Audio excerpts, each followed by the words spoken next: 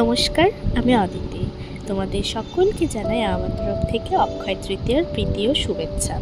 আশা করি তোমরা সবাই খুব ভালো আছো আর তোমাদের এই বছরটা অনেক ভালো কাটুক। তো তোমরা যারা আমার ভ্লগ রেগুলার দেখো তারা জানো আমি হিন্দিতে পোস্ট করি, কিন্তু আজকে একটা যেহেতু বছরের দিন, তো তাই আমি ভাবলাম এই ভ্লগটা বাংলাতেই পোস্ট করা উচিত, যেহেতু এটা আমার মাতৃভাষা।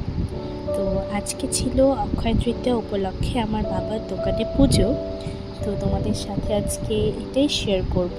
তোমাদের সাথে কথা বলতে বলতে দেখেই ফেলেছ অনেক কিছু জোগাড়জাতি হয়েই গেছে। আর আজকে ছিল আমার বাবার দোকানে লক্ষ্মী গণেশের পুজো। এখানে আমার বাবা সিঁদুর দিয়ে স্বস্তিক চিহ্ন দিচ্ছিল, তারপর মাও একটু হেল্প করলো স্বস্তিক চিহ্ন দিয়ে দিতে। যেহেতু দোকানে ভালোই কিছু মেশিনস আছে, তো অনেকটা টাইম লাগছিল তাই। আর তোমাদের কার কার বাড়িতে বা দোকানে পুজো হয়েছে আমাকে অবশ্যই কমেন্টে জানিও। আর আমাদের তুলসী বেদিতেও আজকে নতুন ড্রেস পরিয়েছিলাম, জানিও কেমন লাগছে।